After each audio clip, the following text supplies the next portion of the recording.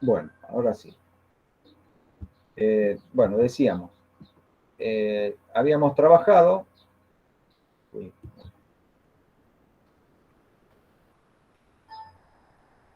haciendo el estudio experimental de un sistema físico real, un sistema masa-resorte, ¿sí?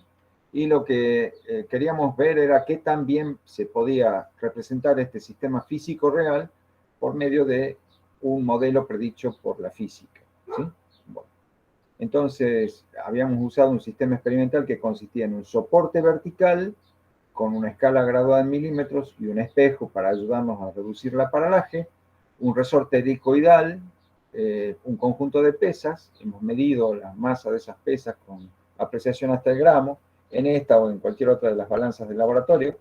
Entonces tenemos valores de masas y lo que se hacía era, una vez que se sabe dónde está la posición inicial del resorte cuando no tiene carga o cuando tiene la pequeña carga de tara que le pusimos para que el resorte quede tenso y bien extendido, digamos, ahí embarcamos el valor x sub 0 medido en la escala y después cuando se le pone cualquier masa y el resorte se extiende, hacemos la diferencia entre el estiramiento x y el estiramiento inicial x sub 0 y eso nos da el estiramiento o elongación que es la respuesta del resorte a la aplicación de este peso. ¿Sí? El resorte se estira lo que hace falta para que la fuerza elástica equilibre al peso. Todo esto se hacía sin que el resorte se moviera, es decir, acompañábamos la pesa con la mano hasta que el resorte hacía la fuerza igual y contraria al peso y quedaba en equilibrio, en un equilibrio estático.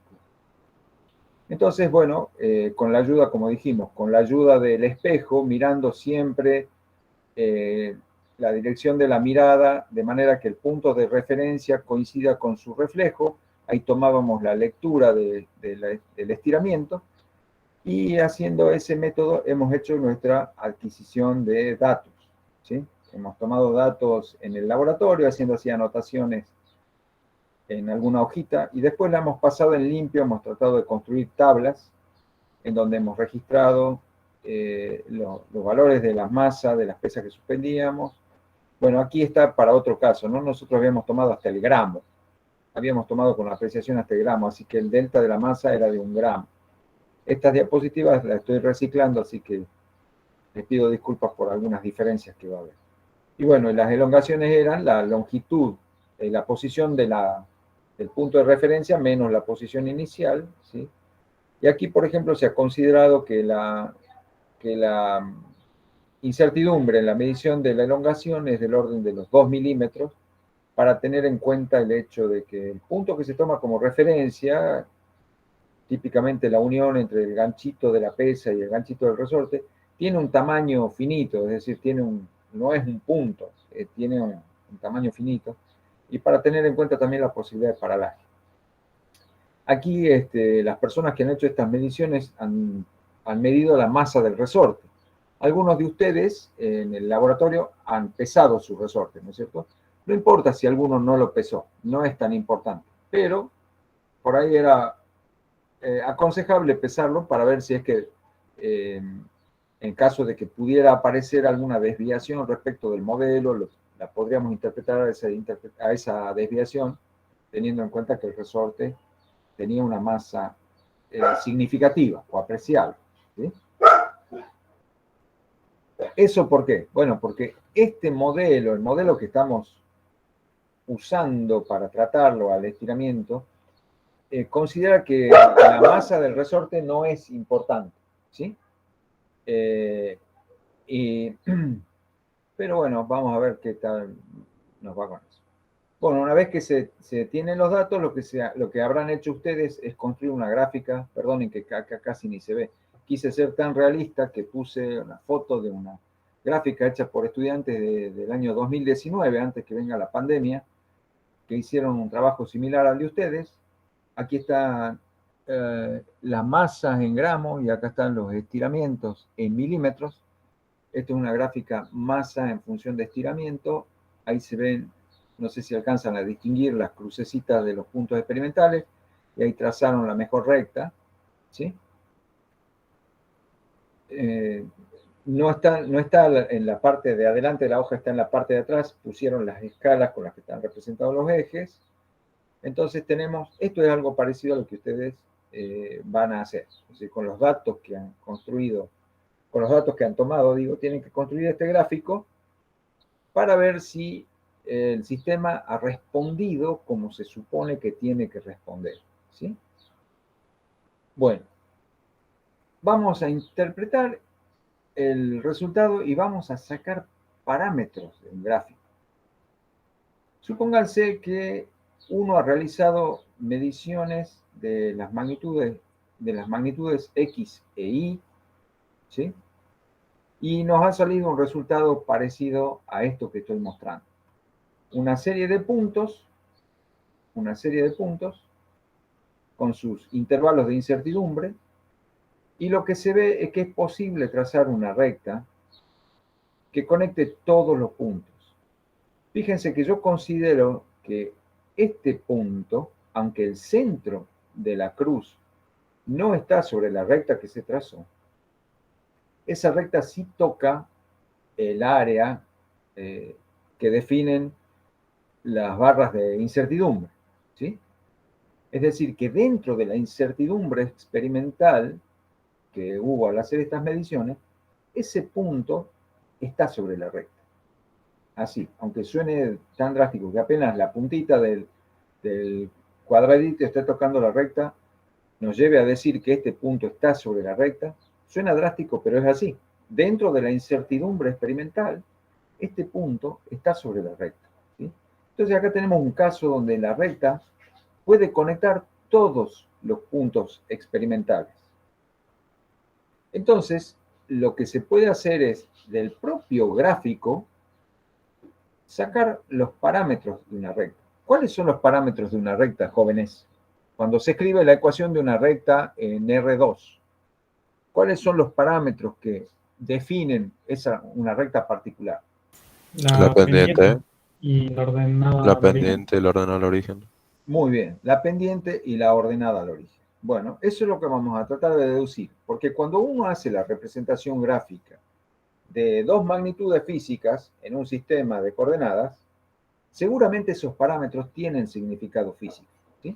Bueno, lo que vamos a ver a continuación es lo que se llama el método gráfico para parámetros de una recta, ¿sí?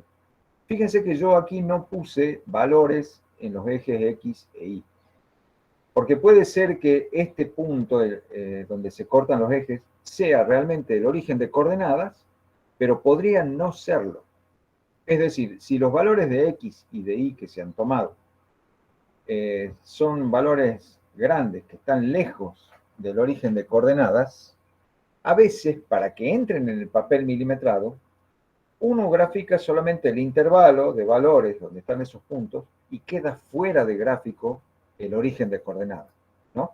Entonces, ese caso no lo hemos visto, no lo hemos analizado particularmente cuando hemos visto cómo se hacen las representaciones gráficas, pero ahora lo menciono. Muchas veces cuando uno tiene intervalos de dos magnitudes que no parten de cero, sino que parten de otros valores, ¿sí? Al representarlos gráficamente, en el gráfico puede no aparecer el origen de coordenadas. No importa, esto que vamos a ver ahora no pierde generalidad por el hecho de que en el gráfico que hayamos construido no esté incluido el origen de coordenadas. No importa para nada.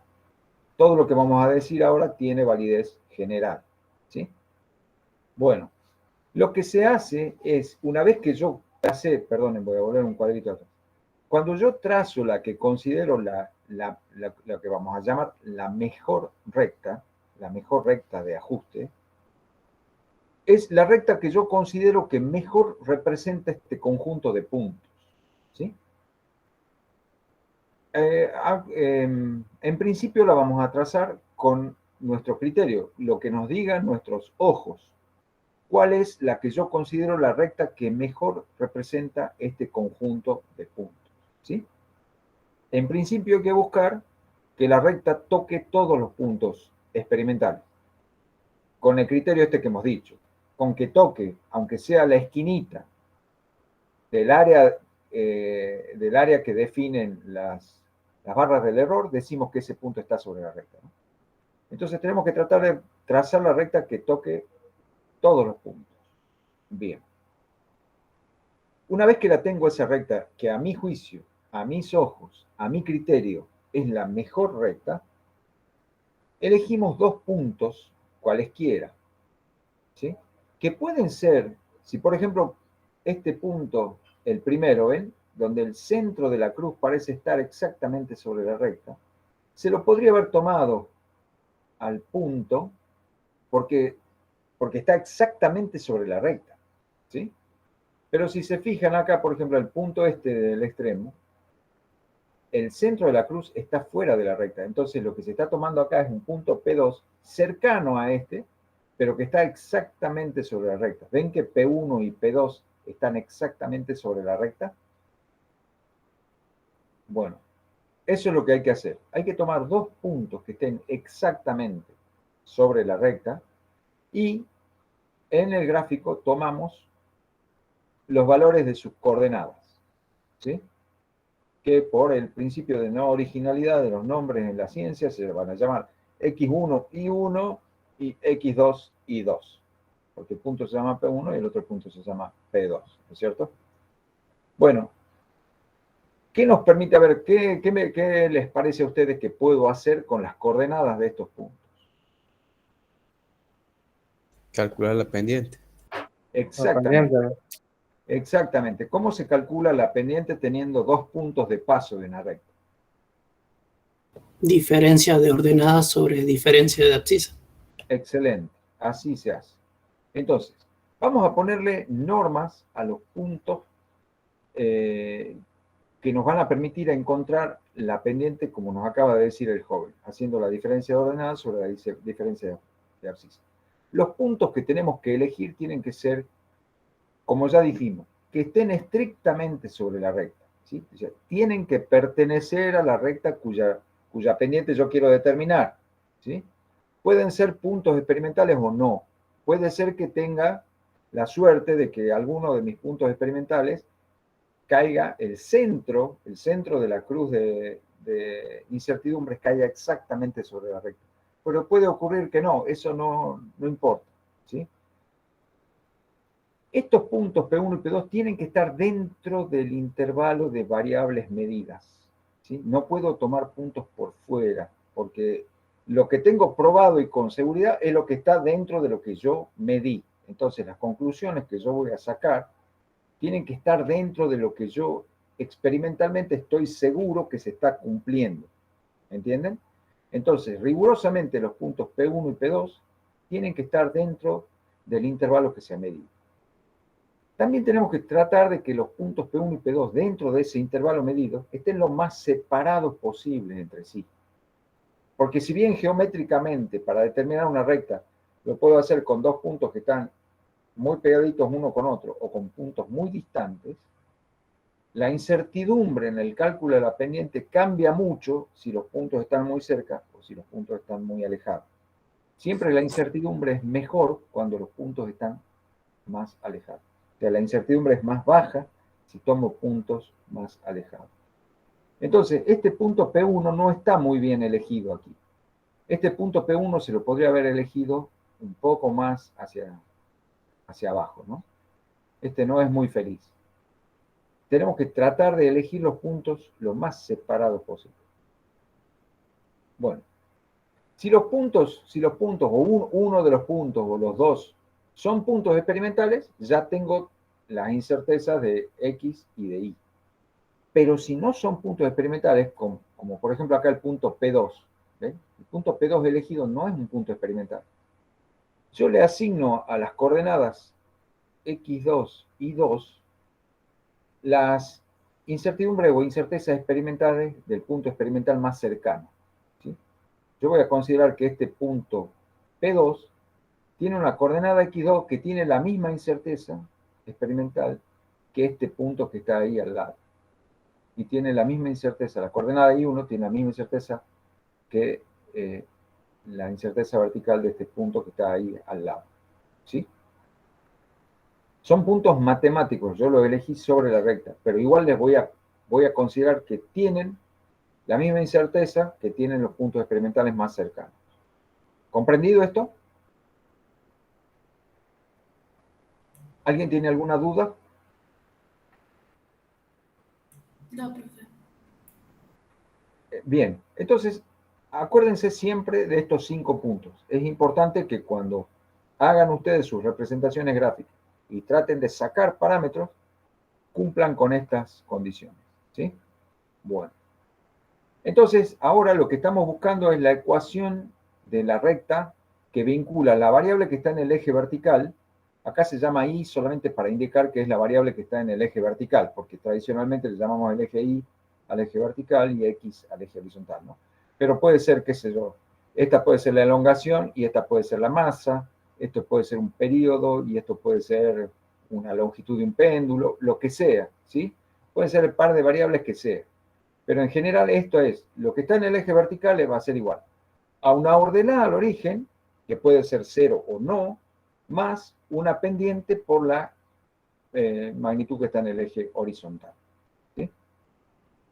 Entonces, como nos indicó el joven hace rato, la pendiente B, en esta nomenclatura la pendiente es B, es el cociente de ordenadas de los puntos que yo consideré sobre, la diferencia de ordenadas, cociente entre la diferencia de ordenadas y la diferencia de abscisa, ¿sí? Ese es el valor numérico de la pendiente.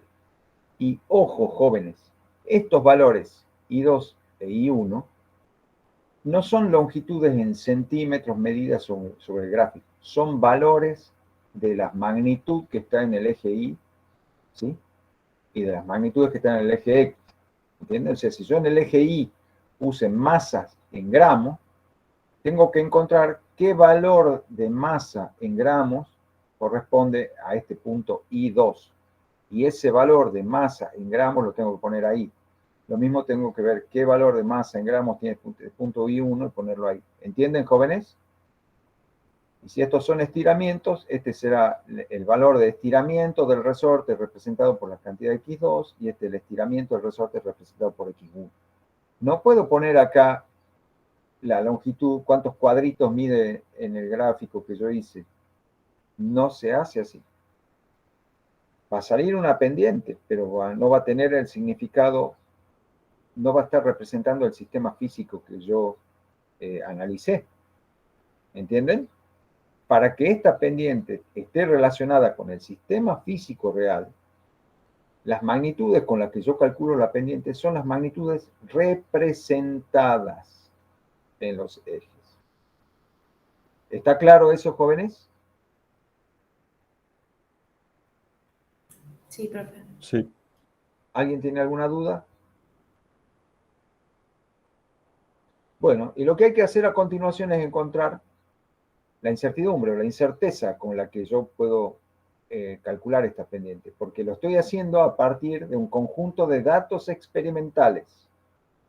Esos datos experimentales tienen una incertidumbre propia y entonces la recta que yo tracé puede tener algún grado de variabilidad, ¿sí? Yo podría haber trazado esta recta un poquito más inclinada hacia abajo, un poquito más inclinada hacia arriba, podría trazar varias rectas que cumplan con la condición de pasar por todos los puntos con ligeras modificaciones en la pendiente. Quiere decir que esta pendiente tiene algún grado de variabilidad debido a la incertidumbre experimental que tienen los puntos. Identificar la incertidumbre con la que puedo calcular esa pendiente. Entonces lo que se hace es una propagación del error como si esto fuera un cociente. Es un cociente, ¿sí? Pero tomemos el numerador como si fuera una sola cosa y el denominador como si fuera otra cosa, ¿sí? Entonces, ¿esto qué es? El primer término es el error relativo del numerador, ¿sí? Es el error relativo del numerador, pues yo tomo el delta de I2 menos I1 sobre I2 menos I1. Ahora bien, delta de una diferencia es igual a la suma de los términos, ¿sí? De la incertidumbre de los términos. Por eso el delta del numerador se convierte en esta suma. ¿Entienden, jóvenes?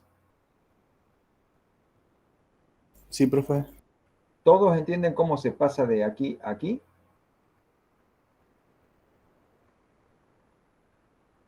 Sí, profe. Sí, profe. Bueno, si alguien no entiende, no tenga miedo. Me dice, no, profe, no la veo ni cuadrada. Le explico más despacito. Pero en realidad estoy tomando el error absoluto de una diferencia como la suma de los errores absolutos de cada uno de los términos, ¿sí? Y ahora lo mismo hago con el denominador. Es el error del denominador sobre el denominador. Ahora, el error del denominador es el error de una diferencia, así que también es la suma de los errores de ambos términos. Entonces, así calculo el error relativo de la pendiente. Bueno, cuando esté calculando la pendiente, me salga acá un número, lo tengo que dejar provisoriamente con muchas cifras significativas. No hay que hacer ningún redondeo a priori. No hay que cortar a priori y decir, no, si me sale 2,2116, me quedo con el 2,2. No, ¿por qué? No se redondea nada hasta que no conozcamos la incertidumbre, ¿sí? Entonces lo dejo con muchas cifras significativas provisoriamente. Y si tiene unidades, hay que ponerle a las unidades, ¿sí? Gramos, y acá tengo milímetros, esta pendiente va a estar en gramos sobre milímetros.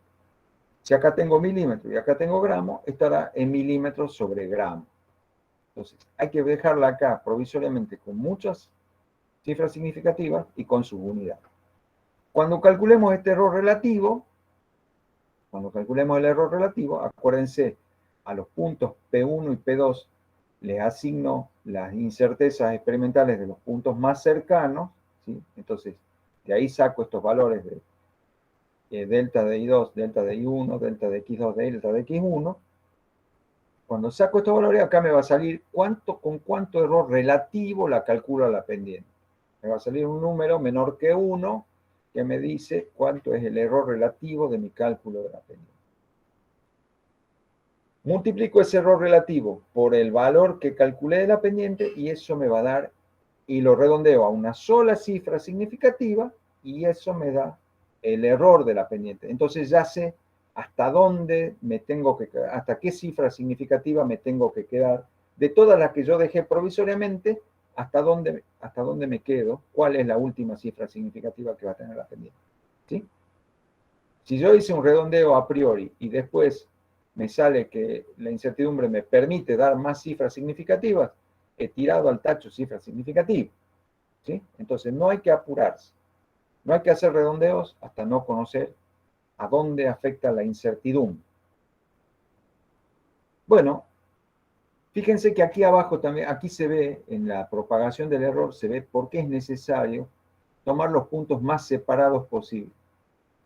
Fíjense que mientras más separados estén los puntos que yo tome para calcular la pendiente, mayores van a ser los denominadores. ¿Ven? Y mientras más grandes sean los denominadores, menor va a ser el error relativo.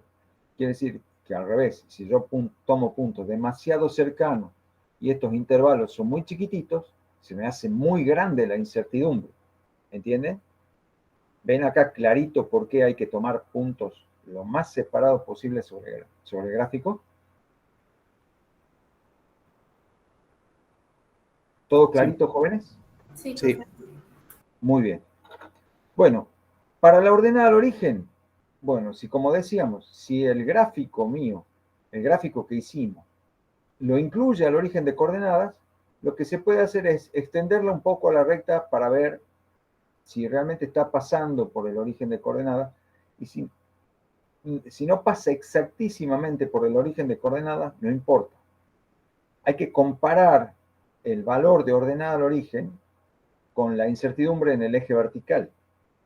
Porque si me sale un valor de A distinto de 0, que no es mayor que el error con que se miden las variables en el eje vertical, o sea, si me da una ordenada al origen que es menor que la incertidumbre de la variable que está en el eje Y, esa ordenada al origen no es significativa, ¿entienden? Entonces, solo va a ser significativa la ordenada al origen si el valor que tiene es mayor que la incertidumbre en el eje vertical. ¿Comprendido?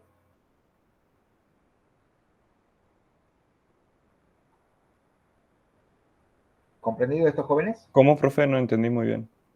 Si ustedes supónganse que la recta corta al eje Y en algún punto que no es 0. O sea, tengo una cierta ordenada al origen A. ¿Esa ordenada al origen A es significativa o no?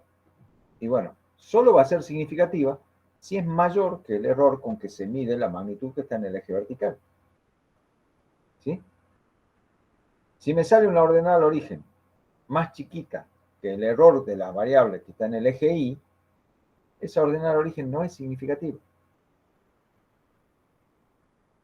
¿Entienden?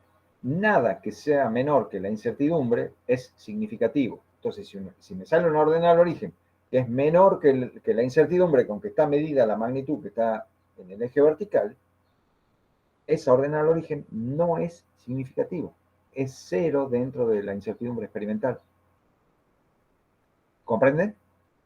¿Entendió ahora que se lo dije así o no, o sigue sin verlo con claridad? No, sí, profe. Bueno, si alguien no entendió, lo repito otra vez. Acuérdense que hemos dicho que una medición da un resultado significativo solamente si ese resultado es mayor que la incertidumbre con que se midió. ¿Sí? Lo hemos repetido varias veces. Para que una medición sea significativa, el valor de la medición tiene que ser mayor que la incertidumbre. ¿Está claro? Bueno, eso pasa con la ordenada al origen. Si me sale un pequeño corrimiento respecto del 0,0, si la recta no pasa exactamente por el origen de coordenadas, pasa un cachito más arriba, un cachito más abajo. Pero ese cachito, más arriba o más abajo, es menor que la incertidumbre con que está representada la variable en el eje Y, ese cachito no es significativo. Ordenada al origen. Dentro del error experimental podemos considerar que la ordenada al origen es 0. ¿Sí? Profe, Sí, señor. ¿y qué pasaría si fuera mayor que esa incertidumbre? O sea, que la ordenada Entonces al tiene una origen ordenada al origen. Tiene una la ordenada tengo al que origen, tiene que considerar con ponerla. el Sale error todo. ordenada al origen A más menos el delta de A. ¿Sí? Bien, ok. Así como Gracias. calcula la pendiente con su cota, pone ordenada al origen con su cota. ¿Comprendido? Ok, gracias, profe. No, por nada. Es muy buena la pregunta. Claro, porque acá estamos diciendo como que por sí ya nos tenemos que deshacer de la ordenada al origen. No, hay casos donde la ordenada al origen tiene un significado. ¿Sí? ¿Qué pasa si el gráfico, como habíamos dicho hace un ratito, no incluye el origen de coordenadas y por la cuestión del intervalo de valores de X y de Y, que no empiezan en el 0, 0, sino que son intervalos que arrancan por allá, valores más grandes? Entonces, no lo tenemos a la vista el origen de coordenadas, entonces yo no puedo extenderla un poquito a la recta a ver si pasa o no por el origen de coordenadas. Entonces, lo que hay que hacer es calcularla a partir de un punto experimental, calcular cuánto tendría que valer la ordenada al origen. Lo que normalmente se toma como punto experimental para calcular la ordenada al origen es una especie de centro de gravedad de esta distribución de puntos. Se toma el valor promedio de los X y el valor promedio de los Y, sería un punto central de la recta. Pero se puede tomar algún otro punto. No lo he destacado particularmente porque no es estrictamente necesario. Si, por ejemplo, yo veo que la recta pasa muy bien por este punto, lo tomo a este punto, le llamo el punto particular que tiene coordenadas XP y P, y de la ecuación de la recta, donde Y vale IP y X vale XP, despejo el valor de la ordenada al origen. ¿Ven? Ahí está. Así se calcula la ordenada al origen de una recta de la cual conozco la pendiente y un punto de paso. ¿Sí? Esto ya lo tienen que haber visto en geometría analítica. Pero es muy simple, porque si yo tengo un par de valores XY, si tengo un par de valores XY que satisface la ecuación de la recta, con ese par de valores XY puedo encontrar el valor de A. Ah, también ya tengo que saber la pendiente, ¿no? Perdonen, alguien está llegando a la clase, voy a interrumpir un momentito para darle entrada. Hola, señorita Dip. Hay que tratar de entrar más puntualmente a la clase. Bueno,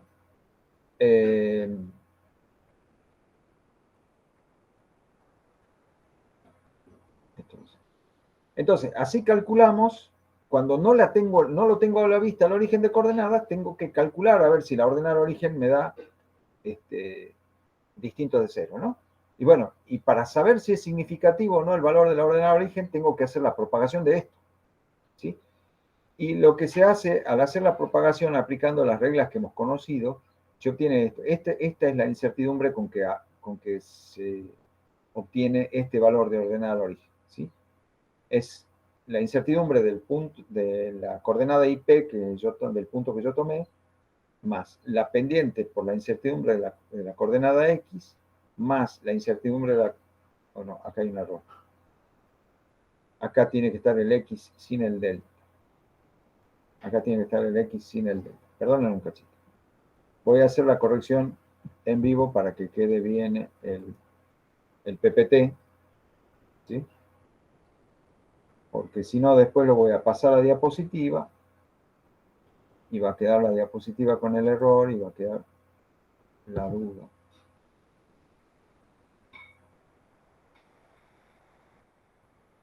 Hay un delta que está de más. Ahora sí. Lo guardo.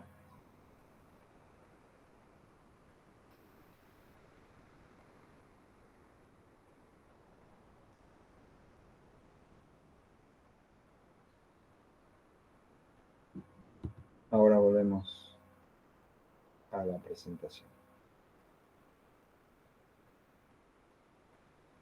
Disculpen, una distracción. A ver si ahora quedó bien. Ahí está.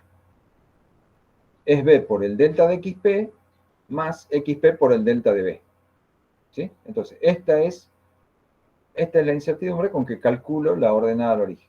Y de nuevo, solamente voy a considerar que realmente A es distinto de 0, es decir, voy a tener una ordenada al origen significativa, si el valor calculado de A es mayor que la incertidumbre delta de A. ¿Comprendido, jóvenes?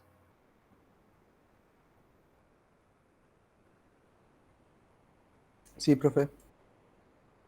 Buenísimo. Entonces, ¿qué conclusiones saco una vez que hice la representación gráfica? Porque se acuerdan, ¿qué estábamos buscando? Estábamos buscando, como yo ya conocía un modelo de la física que se llama la ley de Hooke, y tenía un sistema real, masa-resorte, quiero saber si ese sistema masa-resorte está bien representado por el modelo de la ley de Hooke. Entonces, lo primero que vemos es qué tal nos fue con el tema de la representación gráfica. Lo primero que tenemos que ver es posible trazar una recta que conecte todos los puntos o no? Bueno, en este caso nos salió que sí. Entonces, si es posible trazar una recta que conecte todos los puntos, eso nos está diciendo que existe una relación lineal entre la variable y la variable x. Eso lo está diciendo el gráfico, de cajón. Hay una relación lineal entre y x. Punto 2. Si eso es lo que predice el modelo, si el modelo me dice, sí, si vos medís la variable y en función de la variable x, te tiene que salir una relación lineal, entonces estoy probando con este gráfico que ese sistema real en el cual tomé las mediciones está bien descrito por el modelo. O bien, podemos decir que ese sistema real está respondiendo bien al modelo que yo estoy tomando. ¿Se entiende? En este caso, el sistema masa-resorte, si los puntos del estiramiento en función de la masa me salen bien acomodaditos sobre una recta, entonces yo digo, sí, este resorte, dentro del rango de masa que yo usé, está obedeciendo o está respondiendo a la ley de Hooke. ¿Entienden, jóvenes? Sí. Sí, profe. Muy bien. ¿Qué pasa si el modelo no predice, como alguien había dicho, qué pasa si el modelo no predice una ordenada al origen distinta de 0 y resulta que la gráfica sí sale con una ordenada al origen distinta de 0? Ahí puede ser entonces que tenga lo que se llama apartamientos del modelo o bien lo que se llama errores sistemáticos, ¿sí? Ahora, en el paso que viene, vamos a ver, cuando hagamos la interpretación de los parámetros, vamos a ver cómo se interpreta que nos salga una ordenada al origen cuando no la esperábamos, o que no nos salga cuando sí la esperábamos. Cualquiera de los dos casos significa un apartamiento del modelo. Bueno, ¿qué pasa ahora? Yo una vez que obtuve la pendiente y la ordenada al origen, ya sea que me dio 0, distinta de 0, tengo una pendiente y una ordenada al origen. ¿Qué significado físico tiene? O sea, ¿qué significado físico tiene ese parámetro matemático que me vincula esta magnitud con esta magnitud? ¿Sí? Eso es lo que vamos a encontrar. Significado físico, o sea, interpretación física de los parámetros. Veamos el caso en donde yo represente el estiramiento en el eje vertical y las masas en el eje horizontal. ¿Qué pasó ahí? Bueno, si yo represento el estiramiento en función de la masa, esta recta que está dibujada acá tiene la forma general X, estiramiento, igual a pendiente por la masa. ¿Sí? ¿Están de acuerdo conmigo? Y como la recta está pasando por el origen, yo no le pongo acá un ordenado origen. Yo directamente saco así. Esto es lo que me salió a mí experimentalmente. ¿Están de acuerdo? Sí, sí, profe. Sí, ¿no es cierto? Bueno, ahora eso lo comparo con lo que dice el modelo, la ley de Hooke. La ley de Hooke dice que cuando está en equilibrio el sistema, la fuerza elástica equilibra el peso. O sea, la constante elástica del resorte por el estiramiento tiene que ser igual a la masa suspendida por la aceleración de la gravedad. Y ahí despejemos a ver cómo queda X en función de la masa. Así queda cuando de la ley de Hooke yo despejo X en función de la masa. Me queda G sobre K por la masa. ¿Están de acuerdo? Entonces, si yo comparo la recta que yo grafiqué, X igual a B por M, con la recta que sale de la ley de Hooke, la relación que encuentro es que la pendiente B tiene que ser G sobre K. ¿Ven? ¿Comprenden esto? Esta es la recta que representa mis puntos experimentales. Y esta es la ecuación que saco, que deduzco del modelo de la ley de Hooke. Cómo depende el estiramiento en función de la masa que yo colgué. ¿Ven? Entonces, comparando ambas, concluyo que la pendiente de la recta que yo dibujé representa el cociente entre la aceleración de la gravedad y la constante elástica del resorte. Ese es el significado físico de ese parámetro. ¿Está claro? Profe, una consulta. Sí, señor. Esto sería en el caso de que nosotros partamos de un modelo. ¿Qué pasaría Sí. si no tenemos un modelo? Si no tenemos un modelo, estamos en condiciones de proponerlo y decir, miren, yo acabo de encontrar que dentro del intervalo medido, la magnitud que yo representé en el eje vertical tiene una relación lineal con la magnitud que yo representé en el eje horizontal. Este es el modelo que yo estoy proponiendo para esas dos variables que yo he estudiado, de las cuales no tenía conocimiento previo, no sabía qué relación había entre ellas. Acabo de encontrar con estos experimentos que tienen este tipo de relación. ¿Me entiende? ¿Se acuerda que lo vimos en la clase anterior a la presencial? Cuando discutíamos cómo hizo Edwin Hubble, cuando midió por primera vez las distancias y las velocidades a otras galaxias. Y él encontró que había una relación entre la distancia y la velocidad. Mientras más lejana es una galaxia respecto de nosotros, más rápido se aleja. ¿Sí? Entonces, no se sabía eso antes. Hasta que él no hizo esas mediciones, eso no se sabía. No se sabía que había una relación entre las distancias de las galaxias y las velocidades con que se alejan. Él la encontró. ¿Está? Sí, profe. De hecho, Hooke no sabía que había una relación entre el estiramiento y el peso. Él encontró esta ley. Por eso se llama ley de Hooke. Hasta antes de él, nadie la sabía. Él la encontró.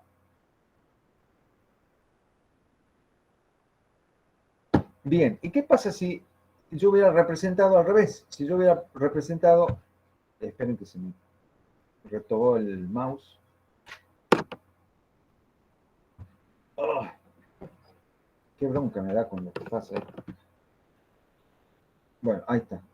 ¿Qué pasa si yo pongo la masa en el eje vertical y el estiramiento en el eje horizontal porque logré medir el estiramiento con mayor precisión que la masa? Entonces dije, no, bueno, la variable que yo mido con mayor precisión la pongo en el eje horizontal. Entonces tengo masa en función de estiramiento. Este caso.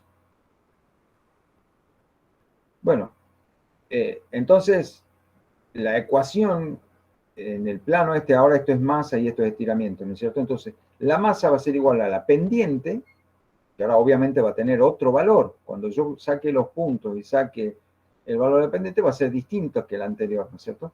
Entonces la masa va a ser la nueva pendiente por el estiramiento. Ahora, tengo que comparar la ley de Hooke. ¿Cómo predice la ley de Hooke que es la dependencia entre la masa y el estiramiento?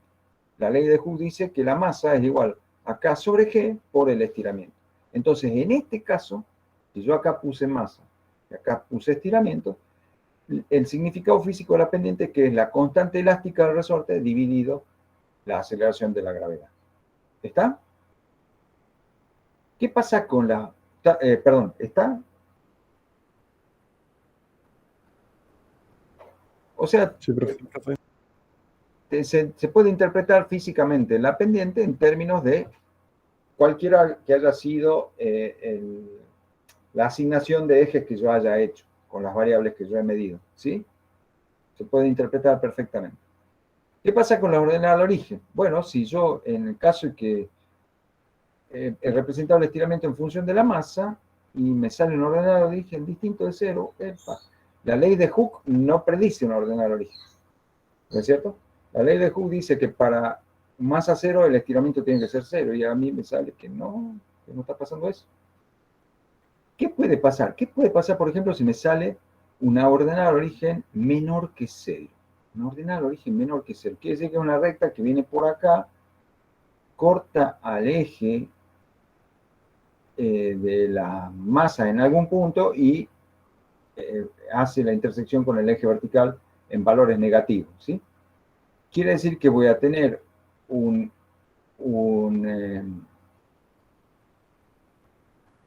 masa distinta de cero, voy a tener una masa distinta de cero cuando el estiramiento es cero. Bueno, eso podría ser el caso cuando la masa del resorte es significativa. Si la masa del resorte, si yo empecé a medir sin haber tenido en cuenta la masa del resorte, puede ocurrir que cuando el estiramiento sea cero, tenga acá un valorcito de masa que puede estar asociado a la masa del resorte. ¿Se entiende? ¿Qué pasa si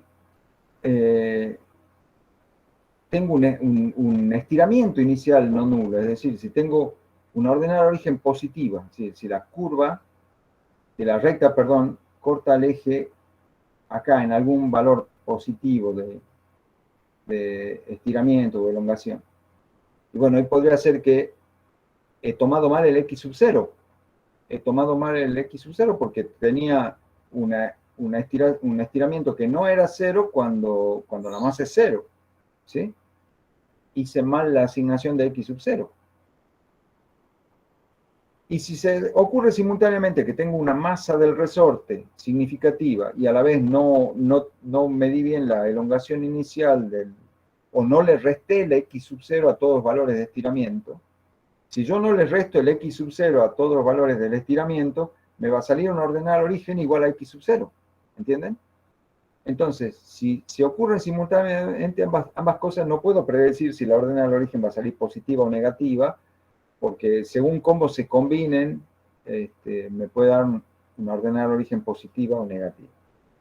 ¿Está? ¿Comprenden?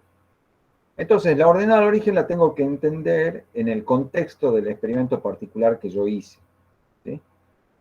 Y siempre por eso les decimos, en el cuadernito que ustedes tienen que tener del laboratorio, tienen que anotar todo, cómo han hecho cada cosa. ¿Sí? Tienen que anotar todo. Entonces, si por ejemplo tienen la sorpresa de que aparece una ordenada al origen cuando no se la esperaba, uno puede repasar lo que anotó en el cuaderno y buscar y decir, a ver, ¿cómo medí los estiramientos? le resté a todos los valores del resorte estirado, ¿le resté el estiramiento inicial del resorte sin estirar o no? ¿Puse una masita inicial de tara o no? Y ahí buscando en cómo uno hizo el experimento particular, uno puede interpretar el resultado que le salió. ¿Sí? Ahora, si uno no anotó nada y no se acuerda nada, se va a quedar en el aire sin saber por qué está saliendo algo que se esperaba que no salga.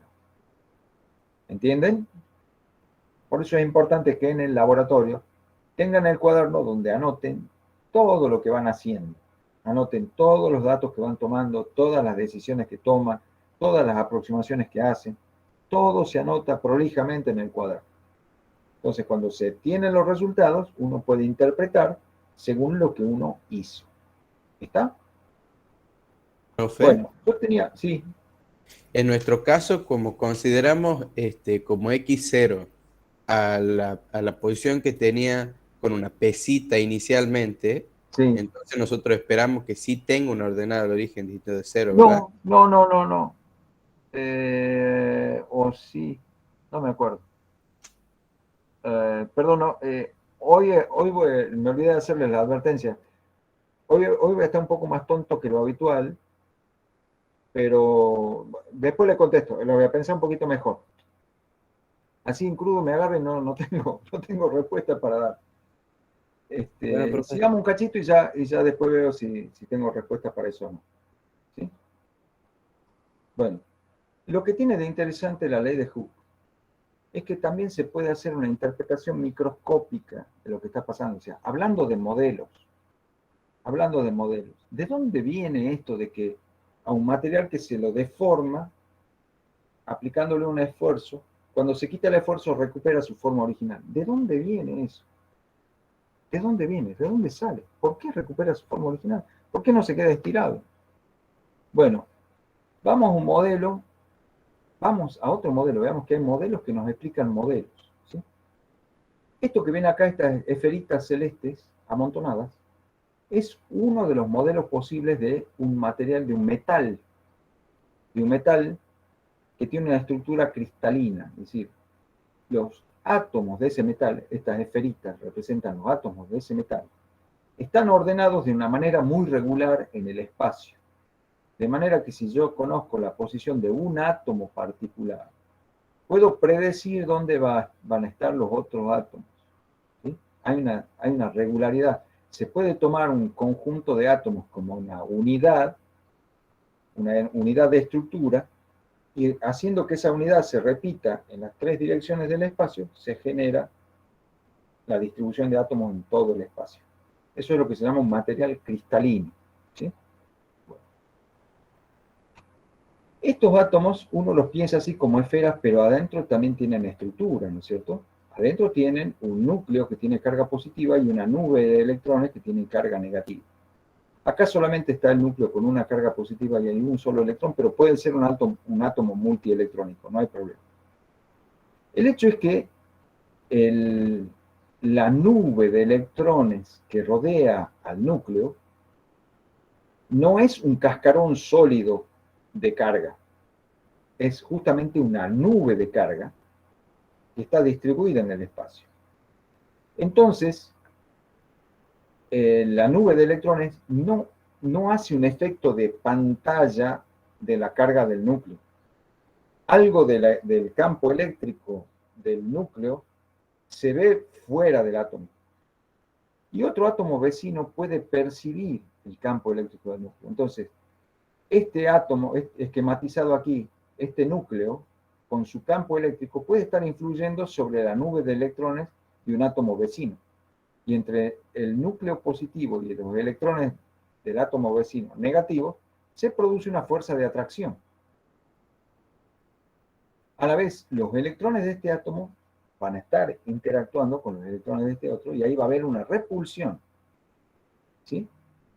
Y recíprocamente, los átomos del segundo átomo, los núcleos del segundo átomo, van a atraer a los electrones del primero y va a haber este conjunto de interacciones entre un par de átomos vecinos. ¿Se entiende esto, jóvenes? Sí, profe. Sí, ¿no es cierto? Bien. Entonces tenemos una atracción, una interacción atractiva entre esos dos átomos, que si yo acá puedo representar esa atracción como fuerzas o como energía, ¿no? Si es atractiva, se le pone el signo negativo porque este electrón se va a mover en el sentido de la X negativa, ¿no? Entonces, por eso la atracción va con una curva negativa. Pero ¿qué pasa si yo empiezo a acercarlos mucho? Si yo empiezo a acercarlos mucho, la nube de electrones de un átomo va a chocar directamente con la nube electrónica de los otros y ahí va a haber una repulsión muy grande. Entonces la repulsión es suave para ciertas distancias, pero a medida que se acercan mucho, la repulsión crece muy rápidamente. ¿Ves? La repulsión se hace muy grande cuando se acercan mucho. Y la atracción tiene una curva como 1 sobre R cuadrado si estoy representando fuerzas, o como 1 sobre R si estoy representando potencial. Entonces, si hago la suma de la repulsión y la atracción, me sale esta curva roja. ¿Ven? Esta curva roja es la suma punto a punto de la curva de repulsión y de la curva de atracción. Esa es la interacción neta, la curva roja. ¿Qué característica tiene la curva roja desde el punto de vista del análisis matemático? Bueno, tiene dos asíntotas. ¿Y qué otro rasgo tiene? ¿Qué otra característica tiene desde el punto de vista del análisis matemático?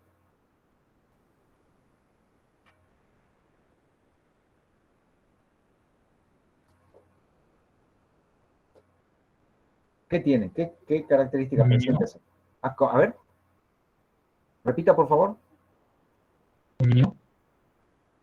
Uy, se oye muy cortito. ¿Un mínimo? Y una Un derivada igual a mínimo. cero. Sí, señor. Tiene un extremo relativo que es un mínimo. Hay un mínimo. O sea que hay una distancia para la cual la interacción se hace mínima. También hay una distancia para la cual la interacción se hace cero, ¿no? ¿Ven este punto? La curva roja en un punto tiene valor cero. Que puede ser un punto de energía de interacción cero o un punto de fuerza cero. Y este es un punto de energía mínima o de fuerza mínima, según que esté representando yo acá en este eje. ¿Sí? Bueno, entonces, si miramos, por ejemplo, si es la energía potencial de interacción, consideramos que un átomo lo pongo en el origen de coordenadas y el otro átomo está a una distancia r variable. ¿Sí? Esta es la energía potencial de interacción entre esos átomos. Fíjense que mientras más grande sea la distancia, mientras más me aleje yo, menor es la energía de interacción. ¿Sí? De hecho, a distancia infinita la interacción es cero. Es decir, si los átomos están suficientemente alejados, uno no se entera de la existencia del otro. No tienen ningún tipo, no se comunican ningún tipo de información. No hay interacción, pero para distancia infinita. ¿Sí? Pero a medida que el átomo 2 se va acercando hacia el átomo 1, comienza a crecer una energía de interacción. ¿Por qué es negativa? Porque es de atracción. Entonces, y porque el cero está cuando los átomos están a distancia infinita. ¿Sí? Ven que la energía va disminuyendo, es decir, el sistema, mientras menos energía tiene, más estable es. Acuérdense que los sistemas encuentran su equilibrio haciendo mínima su energía, ¿sí? Entonces, este átomo se va acercando, la energía va disminuyendo hasta que llega al mínimo, ¿sí? Y si yo quiero acercarlos un poco más, empieza a crecer la energía. Y empieza a crecer muy rápidamente, entonces ya se vuelve inestable. Porque si la energía se hace muy grande, el sistema es inestable. Entonces, pero hay un punto donde la energía es mínima. Entonces, en ese punto hay equilibrio. Entonces, va a haber una distancia particular entre estos dos átomos, en donde ellos se van a querer quedar porque ahí están en equilibrio. Si calculo la fuerza interatómica, la fuerza tiene un perfil similar, ¿sí? Pero fíjense que las unidades, bueno, van a ser distintas las unidades en el eje, pero también va a pasar lo mismo. A distancia muy grande no se ven un átomo con el otro, no se percibe uno con el otro, la fuerza es cero. Pero a medida que vengo acercándolo al átomo 2, la fuerza de interacción va creciendo, ¿sí? En sentido negativo porque es atractiva, ¿sí? En algún punto se alcanza un valor máximo negativo, le podemos decir, Pero hay un punto donde la fuerza se hace cero. ¿Sí? ¿Y con quién se corresponde ese punto de fuerza cero?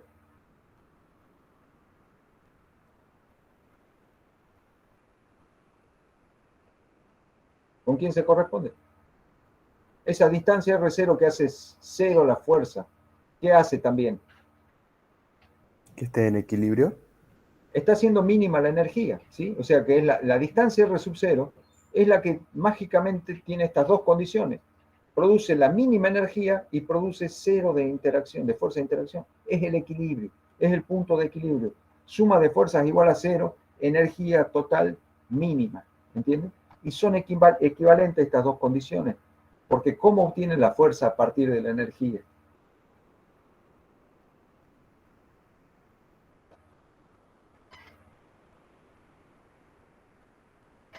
¿Cómo se obtiene la fuerza a partir de la energía? ¿Cómo se obtiene la energía a través de la fuerza?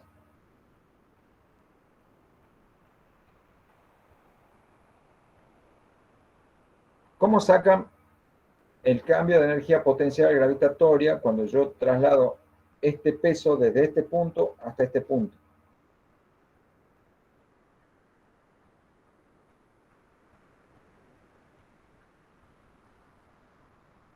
La fuerza por la variación de distancia. ¿Qué operación hay que hacer?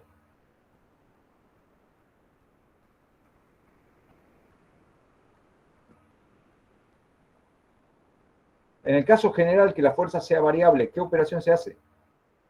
Una integración. Una integración. Es decir, que la energía con la fuerza está relacionada con una operación de integración. Y entonces, al revés, la fuerza con la energía.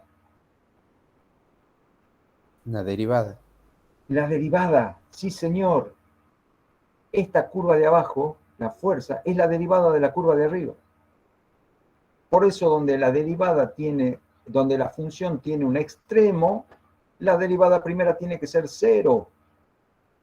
¿Sí? Entonces, donde la energía es mínima, la fuerza es cero, porque la fuerza es la derivada de la energía. Por eso cuando uno dice suma de fuerzas igual a cero, también está diciendo, de alguna manera, energía mínima. ¿Entienden? Bueno, pero acá está lo interesante. En el fondo de esta curvita, la curvita se parece mucho a una parábola. Acá no se nota tanto, pero si yo hago un zoom acá en esta porción bien chiquitita de la curva, la curva del potencial se parece mucho a una parábola, que es una ecuación de segundo grado. ¿Y cuánto da la derivada de una parábola? ¿Cuánto da la derivada de x al cuadrado? Una ecuación Una lineal. recta. Da lineal. Fíjense, esta recta que está dibujada aquí es la derivada. Entonces, la derivada de una función cuadrática es una función lineal. Quiere decir que la fuerza cerca del punto de equilibrio, varía linealmente. Y si yo quiero apartar un átomo del otro, la fuerza tiene un signo. Y si yo quiero acercarlo a un átomo al otro, la fuerza cambia de signo. Entonces, si yo quiero apartarlos, me aparece una fuerza que quiere volver a juntarlos. Y si yo quiero juntarlos, aparece una fuerza que quiere volver a apartarlos, porque quiere llevarlos siempre a la posición de equilibrio. ¿Sí?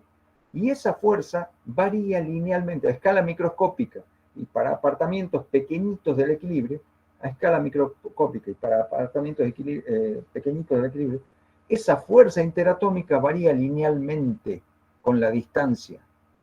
Entonces, si yo a este pedazo de material de esferitas azules le aplico fuerzas hacia los costados que quieren separar a los átomos, entre esos pares de átomos aparecen fuerzas que los quieren acercar a unos con otros.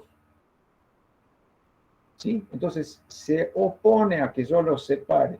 Y si yo los quiero comprimir, aparecen fuerzas que quieren mantener la distancia del origen microscópico de la ley de Hooke. Las fuerzas interatómicas que dependen linealmente con la distancia interatómica para pequeñas deformaciones,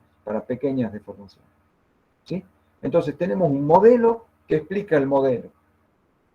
¿Entienden, jóvenes? Sí, profe. Esto no es esencial para el laboratorio. Esto no es esencial para el laboratorio, pero es esencial para la física y ustedes tienen que aprender física, ¿sí? Porque van a ser ingenieros. Entonces, aquí están viendo cómo hay un origen microscópico para la ley de Hooke, ¿sí? Bueno, pasemos a lo siguiente que hicimos en el laboratorio. ¿Qué hicimos? Agarramos nuestro resortecito, esperen que remonte algunas diapositivas. Tenemos fauna complicada por acá. Agarramos nuestro resortecito. ¿Dónde está el resortecito? Le pusimos una pesita y se alcanzó el equilibrio, ¿no es cierto? Ahora, estando ahí en equilibrio el resorte, venimos, lo agarramos le agarramos a la pesita y le damos un estiramiento adicional. Le damos un estiramiento adicional y lo soltamos. ¿Y qué pasaba entonces cuando hicimos eso? Comienza a oscilar. Empieza a oscilar. Lo pusimos al resorte, primero le colgamos una pesita, quedó en equilibrio con la pesita colgada, lo apartamos de ese equilibrio, lo soltamos y el resorte empezó a oscilar, a hacerla oscilar a la pesita, ¿sí? Subiendo y bajando, ¿sí? Y lo que ustedes hicieron fue medir tiempo total de un número n de oscilaciones. Bueno, vamos a explicar eso, entonces ahora vamos a ver un modelo que nos permite explicar ese comportamiento. Vamos a estudiar el sistema masa-resorte como un oscilador armónico libre. ¿Se acuerdan que habíamos dicho que de la realidad al modelo, del burrito a la esfera, pasamos haciendo suposiciones, o haciendo supuestos? ¿Cuáles son los supuestos que hacemos sobre la realidad para convertirla en un modelo que sea fácil de manejar y de interpretar? Bueno, estos son los supuestos que definen nuestro modelo de oscilador armónico simple. Vamos a considerar que el resorte es un resorte que es homogéneo en material y en geometría. Es decir, ¿qué quiere decir? Que el alambrecito del que está hecho el resorte, si lo miramos microscópicamente por dentro, no tiene defectos, no tiene abolladuras, no tiene torceduras, no tiene agregados de materia extraña, es todo perfectamente homogéneo, ¿sí? Y que la geometría también es homogénea, es decir, cada una de estas vueltitas que se llaman espiras, es idéntica a las otras. La separación entre las espiras es idéntica. Así que hay toda una homogeneidad en el material y en la geometría de este resorte, ¿sí? Todas las espiritas tienen el mismo diámetro y todas están a la misma distancia unas de otras. Vamos a considerar que la masa, esta M que le colgamos, cómo se pegó la letra M. Bueno, esta es la letra M, este es un circulito, el contorno negro y adentro rojo.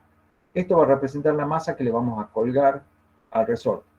Vamos a considerar que ese cuerpo tiene una masa M, pero las dimensiones, o sea, el diámetro, la longitud, el largo, el ancho, todas sus dimensiones son despreciables. Es decir, son muy chiquititas comparadas con, por ejemplo, la longitud L, o son muy chiquititas con respecto a la incertidumbre, son menores que la incertidumbre con que yo mido las longitudes. Ahí está. Supónganse que mido con una regla milimetrada, entonces la masa M es de medio milímetro de diámetro, ¿sí? Una masa muy chiquitita que no la puedo medir. Entonces es como si fuera un punto matemático con masa, ¿sí? Porque su dimensión no la puedo medir. Y voy a considerar que cuando este sistema oscile, lo va a hacer a lo largo de una sola dirección. O sea, no va a tener, a la vez que está oscilando en el eje Y, no va a estar moviéndose como un pendulito en el eje X, ¿no? Vamos a considerar que el movimiento ocurre en una sola dimensión, de manera que yo tenga que considerar una única variable espacial, ¿sí? Y por último, vamos a considerar que aquí las únicas fuerzas que actúan son el peso de esta masita y la fuerza elástica que haga el resorte. Cualquier otra fuerza, ¿sí? algún tipo de fuerza de roce viscoso con el aire, algún tipo de interacción con el soporte, cualquier otro tipo de fuerza no es tenida en cuenta. Entonces, estos 4 supuestos definen el modelo con el que yo voy a estudiar mi sistema masa-resorte para ver si lo puedo como oscilador armónico libre. ¿Sí? Bueno, lo de libre viene por el hecho de que no estoy considerando fuerzas ajenas al peso y a la fuerza elástica, que son fuerzas conservativas. Entonces, no hay fuerzas disipativas, de ahí viene lo de libre. Lo de armónico ya va a venir después. Profe, Bueno, sí, perdón. por ejemplo, en la clase pasada, mi grupo justo le había tocado estar bajo el ventilador y eso hacía que oscile un poco más la pesita. Por más de eso, tenemos que despreciar la fuerza de roce con el aire. Sí. Acá está clarito, el modelo lo dice. Las únicas fuerzas actuantes son el peso y la fuerza elástica. Usted considera que el ventilador le estaba haciendo alguna cosita a su resorte, pero todavía no lo probó. ¿A usted le parece que sí, no es cierto? Claro. Bien, veamos, a ver si es así o no. Aquí está lo que hicimos. Primero, el resortecito tenía su longitud cuando no tenía nada. Después le pongo le cuelgo la masa M, ¿sí? Que tiene un peso M por G, y para que se alcance el nuevo equilibrio, el resorte tiene que hacer la fuerza elástica, tiene que estirarse X sub 0 de manera que se alcance el equilibrio, ¿sí? Esto es lo que dice la ley de Hooke. La fuerza elástica equilibra al peso. A continuación, ¿qué hago? Le meto un segundo estiramiento. Lo estiro ahora una cierta cantidad X. ¿Sí? Lo estiro más al resorte, más allá del punto de equilibrio que corresponde al sistema en reposo con la masa M colgada. Ahora el resorte va a hacer una fuerza elástica mayor que el peso. Ahora el resorte está haciendo una fuerza elástica mayor que el peso. Porque con el estiramiento X0 estaba haciendo una fuerza igual al peso. Ahora tiene un estiramiento X sub 0 más X. ¿Sí? Entonces esa fuerza es mayor que el peso. Entonces, acá falta el signo suma. Perdón. Falta el signo suma. La suma de fuerzas entonces va a ser el peso menos la constante elástica por el estiramiento total X sub 0 más X. Y eso igual a menos K por el X total. Profe, ¿Sí? ¿por qué en la primera ecuación no está el menos K por X, en la segunda sí, o sea, en el segundo miembro? ¿Por qué? No, porque de la primera ecuación, acá yo lo que hice es, en vez de poner suma de fuerzas igual a 0, puse que tendría que ser M por G menos K por X0 igual a 0, ¿no es cierto? Entonces pasé el K por X0 al otro miembro. Ah, bien, bien. Gracias, profe. No, de nada. Entonces, este sistema va a experimentar entonces una aceleración. Cuando yo lo suelte, va a experimentar una aceleración que va a ser la fuerza neta sobre la masa. ¿Sí? Esa es la aceleración que va a experimentar el sistema. Y como la aceleración es la derivada segunda de la posición respecto del tiempo 2 veces, yo puedo escribir esta ecuación, que si la saco en limpio, es lo que se llama la ecuación del movimiento del sistema. ¿Sí? La escribo así, igualada a 0, porque esto es como le gusta a los matemáticos. Ahora viene toda la parte que va a ser la discusión matemática. Esta es la ecuación del movimiento del sistema. Dice que la derivada segunda de la posición respecto del tiempo 2 veces, más K sobre M por X, es igual a 0. ¿Por qué este K sobre M? ¿De dónde salió? Bueno, que yo... no, así como está. Sí, ahí está. Bueno, fíjense, qué cosa rara tiene esta ecuación. No es una ecuación algebraica, ¿no? No es una ecuación algebraica. ¿Por qué? Porque no es una ecuación donde yo pueda despejar la variable x, por ejemplo, y decir, bueno, x tiene que salir igual a tanto. Porque acá tengo una derivada de la variable x, y acá tengo la propia variable x. Entonces, las ecuaciones que vinculan a una variable con alguna de sus derivadas es lo que se llama una ecuación diferencial. Es una ecuación de este tipo que vincula una variable con alguna de sus derivadas es una ecuación diferencial. Bueno, fíjense, derivada de x con respecto al tiempo, 2 veces. Derivada segunda de x con respecto al tiempo, 2 veces. Esto quiere decir que x es función del tiempo. ¿Sí? Se está presuponiendo acá que x es una función del tiempo. Entonces, esta ecuación no se resuelve encontrando valores particulares de x, sino encontrando una función x del tiempo, una cierta x igual a f del tiempo, tal que su derivada segunda más k por m por la propia función siempre dé igual a 0. Tiene que ocurrir que la derivada segunda de esa función más k por m por la misma función siempre sea idénticamente igual a 0. Esa sería encontrarle la solución a esta ecuación. Es algo a lo que no estamos acostumbrados y es algo que ustedes todavía no han visto. Está apareciendo ahora de la nada. Pero esto es lo que pasa con los sistemas oscilatorios. Aparece una ecuación, la ecuación de movimiento que involucra derivadas. Bueno.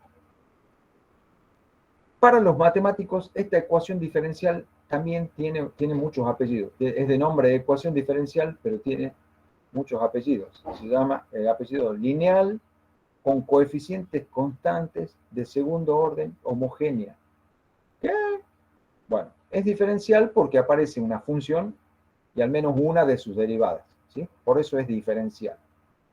Es lineal porque lo que tenemos aquí es una combinación lineal de la derivada con la función. No hay potencias, no estoy elevando ni la derivada ni la función a ninguna potencia, ni le estoy sacando la raíz cuadrada ni a la derivada ni a la propia función. Es una combinación lineal, ¿sí? ¿Comprenden eso? Sí, profe. Tiene coeficientes constantes porque k sobre m es una constante, porque para este resorte particular, su constante es k, y para la masa que yo puse, la masa es m, esto k sobre m es una constante. Y la derivada tiene como coeficiente la constante 1. Entonces, todos los coeficientes que hay en esta función son constantes.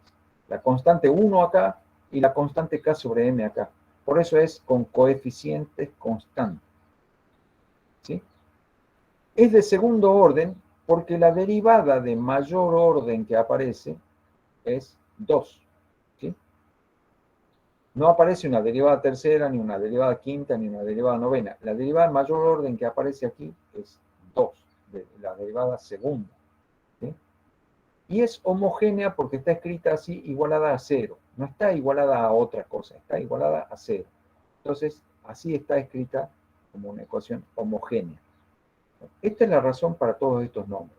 Esto es para que ustedes tengan una base, porque ya van a ver en cursos superiores todo el tema de las ecuaciones diferenciales. Por lo menos aquí que quede bien caracterizada desde el punto de vista matemático. ¿Qué nos interesa a nosotros? ¿Nos interesa toda esta matemática? No. Nos interesa la física. Y la física está en la solución de esta ecuación. La solución, dijimos, tiene que ser una función x del tiempo que haga que siempre se cumpla esto. Para cualquier valor de tiempo se tiene que cumplir esto. Bueno. Eso es. Ahora, pregunta. De todas las funciones que ustedes han ido viendo a lo largo de sus cursos de cálculo, ¿qué función tiene la característica que su derivada segunda es por lo menos la propia función? ¿Dónde han visto funciones? Seno o coseno. Qué rápido la sacó, ¿eh? ¿Están todos de acuerdo con eso? Piensen en la función seno. Piensen en la función seno. ¿Cuál es la derivada de la función seno? Coseno. El coseno, ¿sí? El coseno. Y ahora, ¿cuál es la derivada del coseno? Porque tengo que sacar la derivada segunda. Menos el seno. Menos el seno, ¿sí? O sea, tengo la función seno y su derivada segunda es menos el seno. Eso ya tiene ganas de cumplir con que la derivada segunda se anule con la propia función. Pero tenemos un K sobre M acá. ¿De dónde salen coeficientes que acompañan a la función seno o coseno? ¿De dónde puede salir que si yo derivo un seno de algo me aparezca una constante por el seno? ¿De dónde puede salir eso? Del argumento de la función seno. Muy bien, estamos afiladísimos. Sí, señor, el argumento. Si el argumento no es simplemente un ángulo, ¿sí? Si es algo por el ángulo, cuando derive yo, la derivada de alfa, por ejemplo, la derivada de g por alfa, la derivada del seno de g por alfa es coseno de g por alfa por g, porque el argumento es el ángulo alfa, pero multiplicado por una constante g, que vaya a saber qué sea. Entonces tengo que derivar la función y después tengo que derivar el argumento, ¿sí? Entonces esto debe ser algo que está saliendo del argumento de la función. Entonces yo ya sé que las funciones que pueden andar aquí para satisfacer esta ecuación son funciones seno o coseno. ¿Y cómo se llaman las funciones seno o coseno? En general, ¿cómo se llaman? ¿Qué nombre tiene esa familia de funciones? Además de trigonométricas, tiene un nombre más lindo. Un nombre Periódica. que suena a musical. Un nombre Armónicas. armónicas. Son las funciones armónicas. Entonces, por eso ya sabemos por qué nuestro oscilador se llama armónico. Porque estamos viendo que la solución, es decir, la ecuación que da la posición como función del tiempo es una función armónica, un seno o un coseno. ¿Sí? ¿Y por qué es libre? Bueno, porque no hay fuerzas disipativas. Entonces, una vez que yo lo pongo a marchar al tipo, el tipo marcha infinitamente. ¿Sí? Bueno, entonces ya sabemos por dónde viene la solución que estamos buscando. Tiene que ser una función armónica, seno o coseno. Porque acá vemos la función seno de x, si yo la derivo una vez, me da el coseno de x. Y si la derivo de nuevo, me da menos el seno. ¿Está? Entonces está piola. El seno con el menos seno se van a ir anulando punto a punto. Y el coseno también. Si agarro coseno, derivo la derivada del seno menos seno, y si derivo menos seno me da menos coseno. Entonces ahí está. La función coseno con su derivada segunda tienden a anularse siempre. Bien. Entonces, ¿cuándo me puede ser? ¿Por qué tengo dos posibilidades? ¿Por qué? ¿Y cómo sé yo si me conviene seno o coseno? Bueno, veamos, pensemos. ¿Qué pasa si yo considero que el péndulo está oscilando así? En que esto es, supongamos que el eje horizontal sea el tiempo, ¿sí? Y que el péndulo está oscilando siguiendo esta curva. Es decir, esta es la posición medida respecto desde el punto de equilibrio, desde este punto, ¿sí? El equilibrio con el peso, ¿no? Este es el punto de equilibrio cero. Entonces, esta es la posición respecto del punto de equilibrio cero y esto es el tiempo. Fíjense, cuando el tiempo vale cero, acá me sale que está en una posición que se llama 1. Se está estirado el resorte. Y cuando lo suelto, la distancia al origen empieza a disminuir. ¿Ven? La distancia empieza a disminuir. Pasa por el origen y la masa se empieza a ir para arriba, ¿no es cierto? Entonces pasa por el origen y ahora X se está volviendo negativo. X es positivo para abajo, negativo para arriba. Entonces, esta condición, esta función coseno, anda bien cuando la masa está en el instante inicial en una posición distinta de cero. Está en la amplitud máxima. ¿Sí? La velocidad inicial es cero. Fíjense, la derivada primera del coseno es el seno, y en cero, el seno vale cero. O sea que la velocidad, que es la derivada primera de la posición respecto del tiempo, es cero en el instante inicial. ¿Sí? Y la aceleración, que es la derivada segunda que me da la fuerza, apunta en sentido opuesto. O sea, si yo la estiré, X es positivo para abajo, la aceleración que está sintiendo tiene ganas de irse para arriba. Entonces la aceleración va en sentido opuesto. Entonces la función coseno es una buena solución para la situación inicial donde yo lo tengo al resorte estirado una cierta cantidad y en el instante en que comienza tiene velocidad cero y la aceleración tiende a ir hacia arriba. Ahí es buena la función coseno. En cambio, ¿qué pasa si yo considero la función seno? Bueno, la función seno va a ser buena cuando yo considere que el tiempo lo empiezo a medir cuando la masa está en la posición de equilibrio y yendo para valores positivos. O sea, la posición, en t igual a 0, la masa está aquí, en la posición 0, y está yendo, se está estirando, está pasando para allá. Entonces la velocidad va decreciendo porque el resorte al ir estirando lo va frenando, ¿sí? Entonces la velocidad va decreciendo y la aceleración apunta en sentido contrario a la posición. Entonces, que sea seno o coseno, la función que sea la solución de la ecuación de movimiento, dependerá de la situación inicial que yo considere, ¿sí? Si yo considero la situación inicial en donde el resorte está estirado, tiene velocidad cero, ahí lo suelto y prendo el cronómetro, la función que representa el movimiento es la función coseno. Si yo espero que el resorte haga una ida y una vuelta, y cuando pase por el origen, ahí prendo el cronómetro, tiene posición cero, pero tiene una velocidad distinta de cero. ¿Sí? ¿Entienden?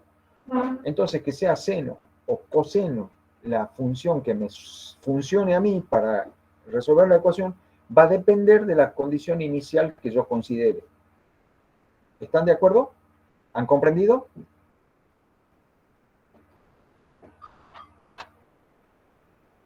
Sí, ¿Alguien se perdió? Yo me mareé un poco. ¿Puedes volver A a ver, repetir eso menos? ¿dónde se mareó? O sea, no entiendo bien de qué depende que elegir seno o coseno, o si hay que como ir intercambiando seno y coseno. No, ¿por qué va a intercambiar seno o coseno? Si usted empieza a medir el tiempo del sistema, cuando lo tenía el resorte estirado una cierta cantidad, lo tiene con velocidad cero porque lo está agarrando usted con su mano. Y en el momento que lo suelta, ¿sí?, prende el cronómetro, ahí usted tiene una función coseno del tiempo. Y va a ser siempre todo el tiempo una función coseno del tiempo, ¿sí? A partir de ahí, usted va a escribir que su posición es igual a el estiramiento inicial por el coseno del ángulo, ¿sí? Y ya tienen una ecuación que le da la posición como función del tiempo. Ahora, si a usted no le gusta empezar ahí, porque dice, no, yo quiero empezar cuando el cuerpo esté en el punto de equilibrio. ¿Por qué tengo que empezar cuando el cuerpo esté apartado del equilibrio? No quiero eso. Yo quiero empezar cuando el cuerpo esté en la posición de equilibrio, cuando esté en x igual a 0. Entonces, está bien, pero si el resorte ya estaba oscilando, cuando el cuerpo esté pasando por 0, no va a tener velocidad 0. ¿Entiende? Sí, profe, ahora sí. Si usted quería empezar con velocidad 0, tiene que tener un estiramiento distinto de 0, ¿sí? Si usted quiere empezar con estiramiento 0, va a tener que considerar un momento en que la velocidad no era 0. Y eso se lo da la función seno, ¿sí? Entonces, si usted arranca con un estiramiento inicial pero velocidad 0, función coseno. Si usted arranca con posición inicial 0 pero velocidad distinta de 0, función seno. ¿Está? Sí, ¿Todos profe. han entendido? Sí, profesor. Es una elección, es elegir las condiciones iniciales en que yo considero que aplico la ecuación de mi modelo. Es lo que se llama la condición inicial, ¿sí? Bueno, entonces, la función propuesta tiene que ser un seno o un coseno. Ahora, ¿qué tiene de raro la función seno y coseno? Bueno, que la función seno o coseno siempre es función de un... ¿Qué es tita? Un Seno de ángulo. tita. Es un ángulo. Pero, a ver, aquí en la ecuación diferencial yo tengo derivada respecto del tiempo. Respecto del tiempo. Entonces, tengo que hacer yo para que mi función seno o coseno sea el seno de un ángulo, pero a la vez que ese ángulo dependa del tiempo? Bueno, yo sé que un ángulo en una cosa que se está moviendo con movimiento circunferencial uniforme de velocidad angular omega, el ángulo es omega por t. ¿Sí? Esto es un ángulo que es función del tiempo. ¿Donde qué es omega? Una velocidad angular. Entonces, necesariamente a las funciones seno o coseno que yo elija, a la función seno o coseno que yo elija como solución, le voy a tener que poner como argumento un ángulo que varíe con el tiempo. Entonces, necesito definir una cierta frecuencia angular omega que esté asociada con esta oscilación. El péndulo está oscilando. ¿De dónde sale una cosa que gira y que tenga velocidad angular omega? No, bueno, resulta que sí pasa que todo movimiento oscilatorio está asociado a un movimiento circunferencial.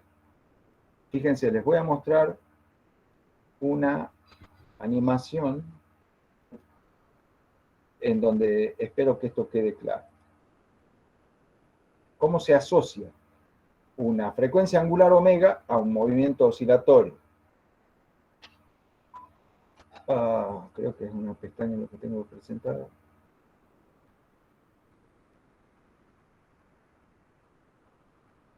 ¿Están viendo una cosa rara acá? No, profe, no se ve. ¿No se ve nada? No. Nada, nada. ¿Qué se...? Ahora sí, profe, se está empezando a preparar. Ahí está, bien. Me hizo asustar. Bueno, fíjense, acá tengo un soporte y ahí está colgado un resorte muy largo. Esto es una filmación. Esto es un resorte muy largo y ahí hay una pesa. El resorte es como si lo estuvieran agarrando del cogote, ¿no? Esto que está colgando ahí es parte del resorte. Bueno, fíjense qué pasa cuando el resorte oscila. Aquí, a la derecha, se está graficando la posición I en función del tiempo, ¿ven? La posición I es positiva hacia arriba y negativa hacia abajo. El punto de equilibrio está... a ver. Parece que un poquito antes estaba la posición de equilibrio. Bueno, un poquito antes estaba la posición de equilibrio. La posición de equilibrio está por acá. Entonces, cuando el resorte oscila, la coordenada I varía. Y fíjense cómo acá hay un vectorcito giratorio que está sincronizado con el movimiento de vaivén del resorte y con la variación senoidal de la posición con el tiempo. ¿Ven? Aquí está un caso donde el péndulo está descrito con una función seno, ¿ven? Porque acá el tiempo arranca cuando no, ahí no arranca. ¡Oh! Perdón. Es que, desgraciado, cuando quiero volver a cero, se arranca solo de nuevo. Quiero volver al cero para mostrarles que acá la función que responde es la función seno, porque se toma el tiempo cuando, empieza a medirse el tiempo cuando el cuerpo pasa por el punto de equilibrio, entonces tiene una velocidad no nula, ¿ven? Entonces esto es la posición en función del tiempo dada por una función seno.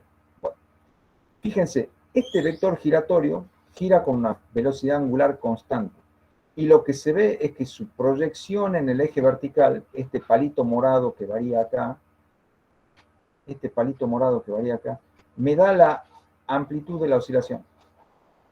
¿Lo ven? Ahí tengo yo la asociación entre un movimiento circunferencial con velocidad angular omega y una oscilación.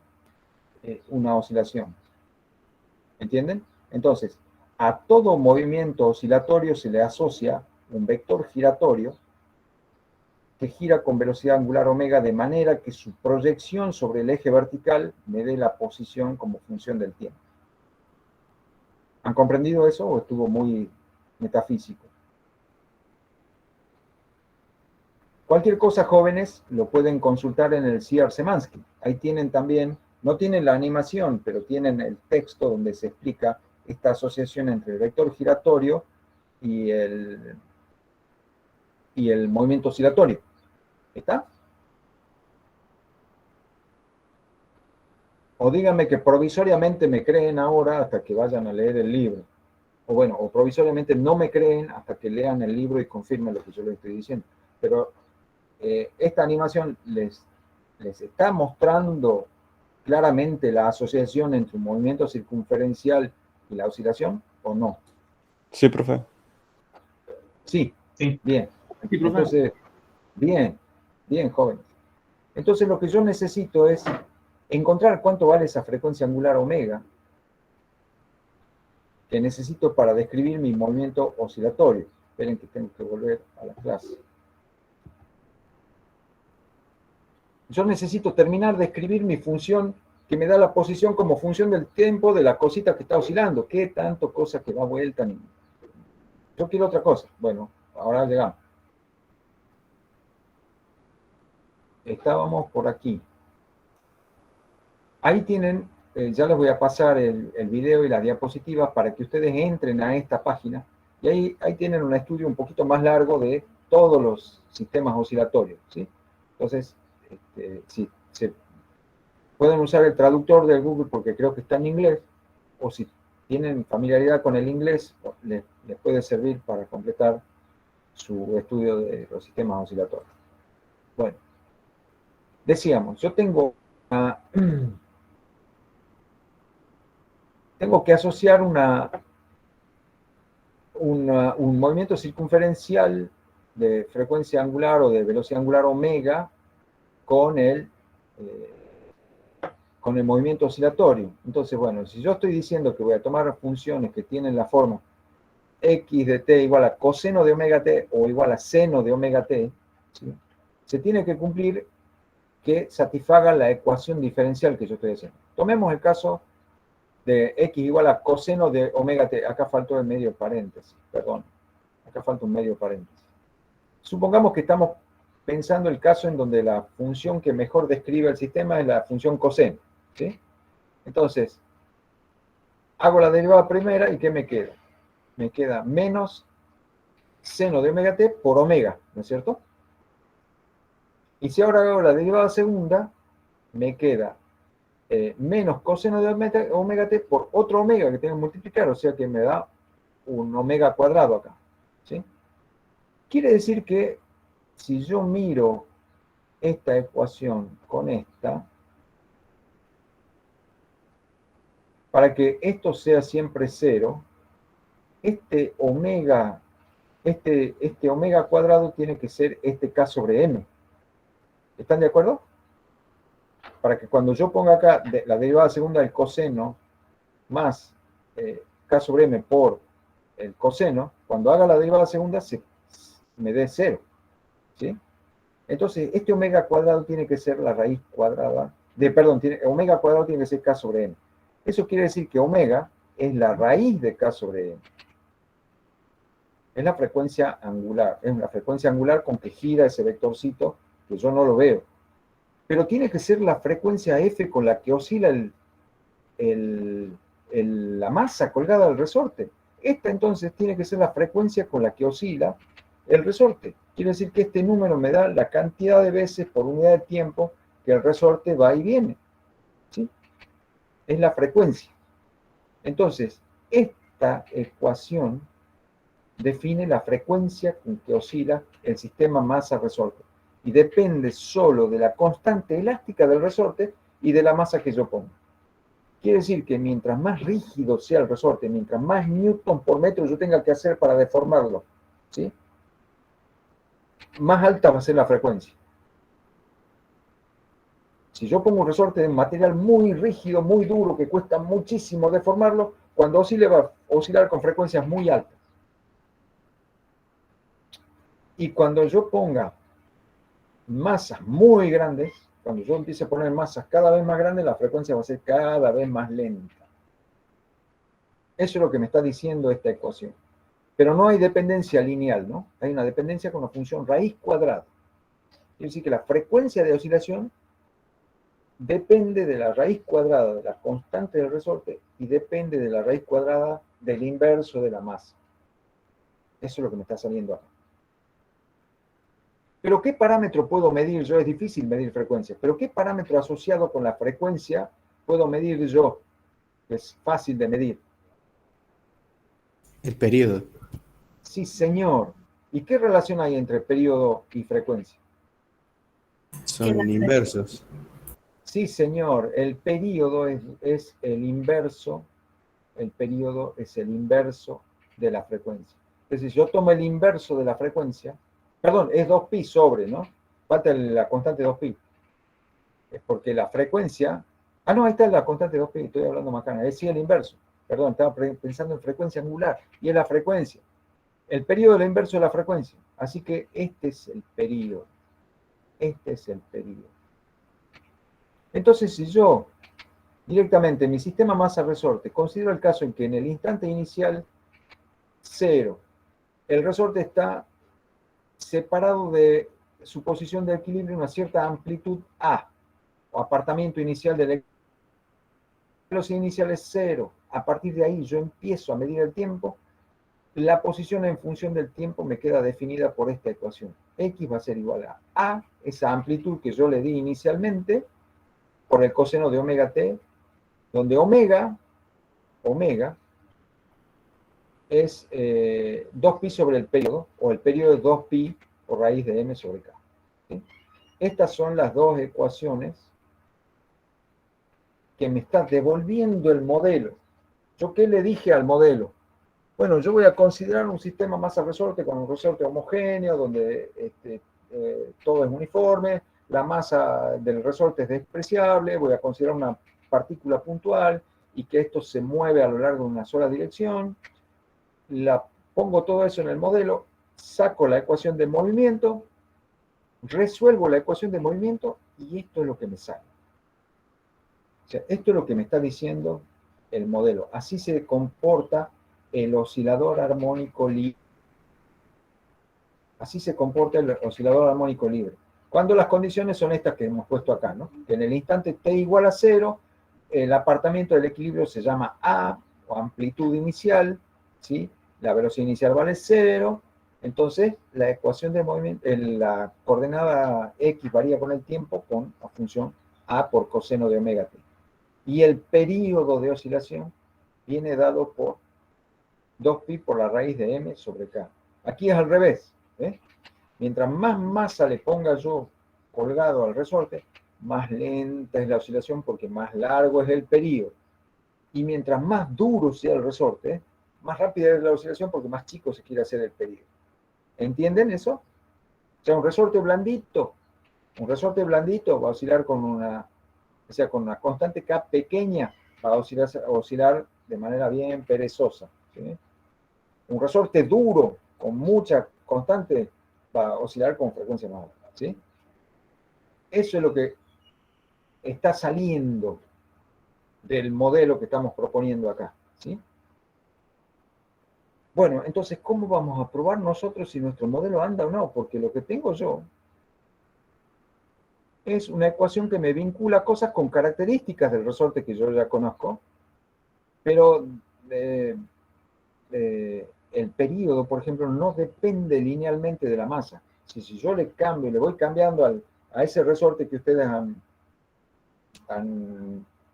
le han medido la constante, o sea, medido el estiramiento en función de la masa, también le han medido el periodo para distintas masas.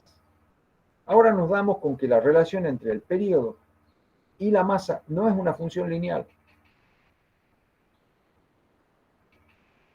Entonces, ¿cómo vamos a probar si nuestro resorte está obedeciendo al modelo? ¿Sí?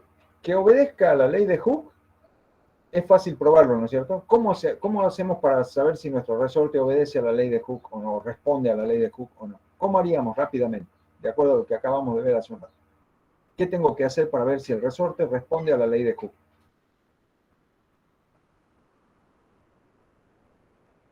Que los puntos se alineen en una recta.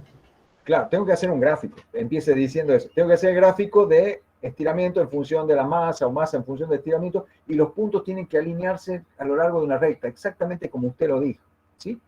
Esa sería la prueba inmediata de que el resorte que yo usé dentro del intervalo de masa que yo usé está respondiendo a la ley de Hooke. ¿Está? ¿Y cómo hago acá? ¿Cómo hago acá para probar que el resorte que usé se está comportando como un oscilador armónico libre? Ustedes a medio periodo, o sea, medio tiempo total de 10 oscilaciones, pero dividen ese tiempo total en 10 y con eso tienen el periodo, ¿no es cierto? Entonces ustedes tienen valores de periodo y valores de masa. ¿Qué hay que hacer para probar que se está cumpliendo el modelo?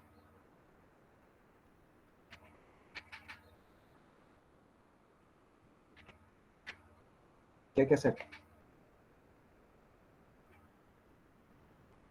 ¿Tendría que verificar que se cumpla esa relación? Sí, qué pícaro. Eso, Claro. pero ¿cómo lo hace operativamente? ¿Cómo haría usted para verificar que se está cumpliendo esta relación? Estamos embromados porque la relación no es lineal. Si la relación fuera lineal, hago un gráfico y veo si los puntos experimentales se acomodan en lo largo de una recta. Pero la relación no es lineal. ¿Qué tengo que ponerme a graficar t en función de una función raíz cuadrada? ¿Tengo que graficar la función raíz cuadrada? ¿Y cómo sé yo si tengo unos cuantos puntitos? Se complica. Bueno, vamos a hacer lo que se llama un cambio de variable. Vamos a sugerir un cambio de variable que nos lleve a relaciones lineales entre variables. No estas mismas, pero sí relaciones entre variables relacionadas, asociadas con esta, pero que tengan entre sí una dependencia lineal. Vamos a hacernos los tontos y vamos a mirar. Perdón, completemos la predicción de nuestro oscilador armónico. Nuestro oscilador armónico libre nos está diciendo que la posición varía con el tiempo según una función coseno, ¿no es cierto? En el instante t igual a 0, la amplitud de x vale a. ¿Sí? Y lo largamos y el sistema empieza a oscilar y sigue oscilando. Y estos puntos suspensivos dicen que esto continúa infinitamente. ¿Sí? O sea que la amplitud de la oscilación es independiente del tiempo. Eso sale de este modelo. Aquí A es una constante. Entonces, esto siempre la función coseno va a estar variando entre A y menos A. Infinitamente, para todo tiempo. También me dice que el periodo depende de la raíz cuadrada de la masa y del inverso de la raíz cuadrada de la constante elástica. Y otra cosa importante, como no hay fuerzas disipativas, la energía mecánica en todo momento se conserva. ¿Sí? La energía mecánica total es la energía potencial elástica más la energía cinética. Si uno grafica la función, si acá ponen la función A por coseno de omega t, ahí, va a quedar una función coseno cuadrado. ¿Sí? Una función coseno cuadrado del tiempo. Y la función coseno cuadrado del tiempo es como esta. ¿Sí? Y acá también, acá va a ser una función seno cuadrado porque es la velocidad. Entonces, perdón, esta es la coseno cuadrado y esta es la seno cuadrado. Esta va a depender del coseno cuadrado, la energía potencial elástica, y esta va a depender del seno cuadrado, que es la energía cinética. Entonces, las funciones U y K, en función de la posición, son estas curvas. La energía potencial U es esto, y la energía cinética K es esto.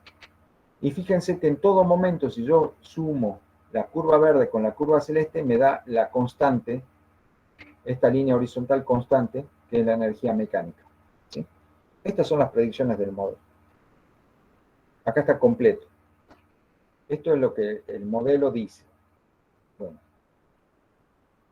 Quiero saber si mi modelo responde a eso o no. ¿Qué pasa con los cambios de variable que tengo que hacer cuando no hay una dependencia lineal entre las magnitudes que yo estoy considerando?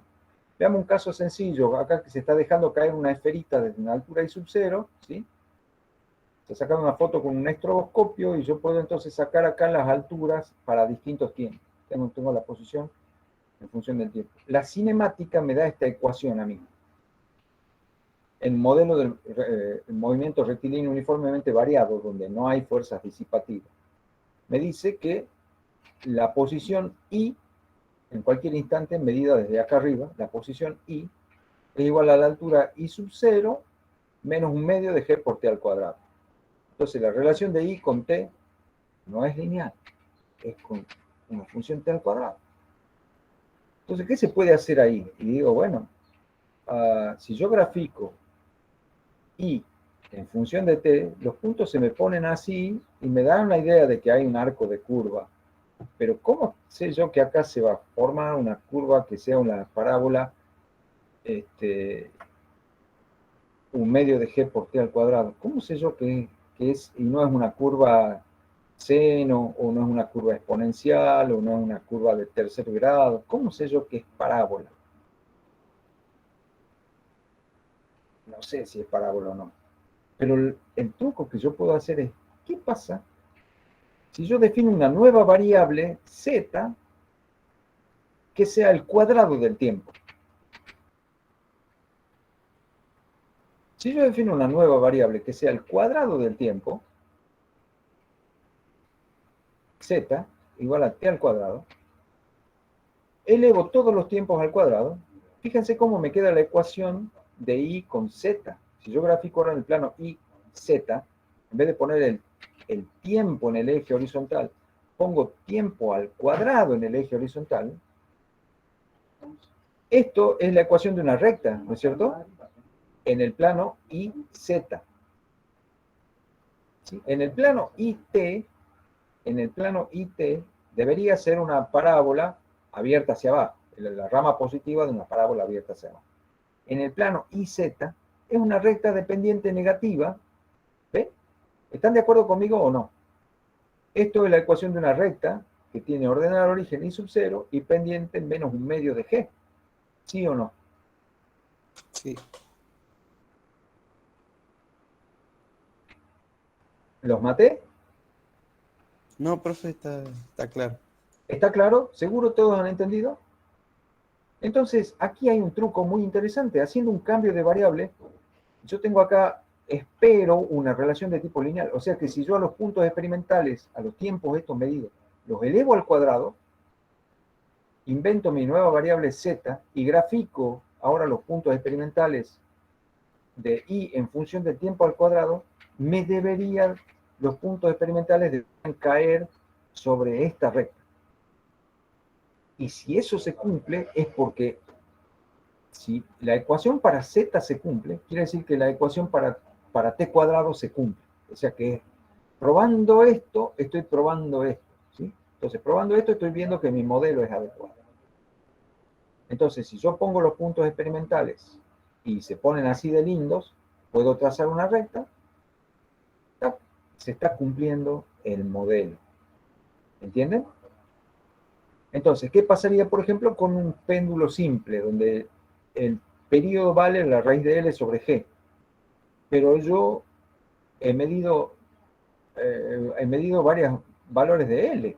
No he medido raíz de L. He medido L. Y bueno, me invento, hago un cambio de variable donde elevo ambos miembros al cuadrado, ¿sí? Y ahora le llamo z al cuadrado del periodo. Entonces, z es una función lineal de L. ¿Ven? Entonces, si yo grafico los puntos experimentales en el plano ZL, me tiene que salir una recta. Entonces, fíjense, en el caso del péndulo, si uno grafica el periodo en función de L, los puntos no salen alineados. ¿Ven que se nota que hay una concavidad? ¿Ven que da como una curvatura? ¿Y cómo sé yo si esto es una función raíz cuadrada? No lo sé. Pero hago el cambio de variable con z, grafico periodos al cuadrado en función de L, y miren cómo se acomodan los puntos. Son los mismos datos, y esto está sacado experimentalmente. Esto está sacado experimentalmente. Estas son mediciones. Grafico en función del cuadrado del periodo, y miren cómo se ponen los puntos. Miren qué lindo. Entonces puedo trazar una recta que tiene ordenada al origen 0, y entonces mi función t cuadrado en función de L es lineal. Quiere decir que eso está probando la ecuación del péndulo simple. Entonces puedo sacar 2 puntos, saco los parámetros, etc. ¿Entienden? Entonces volvamos a nuestro caso. Volvamos a nuestro caso. ¿Qué tengo que hacer acá entonces?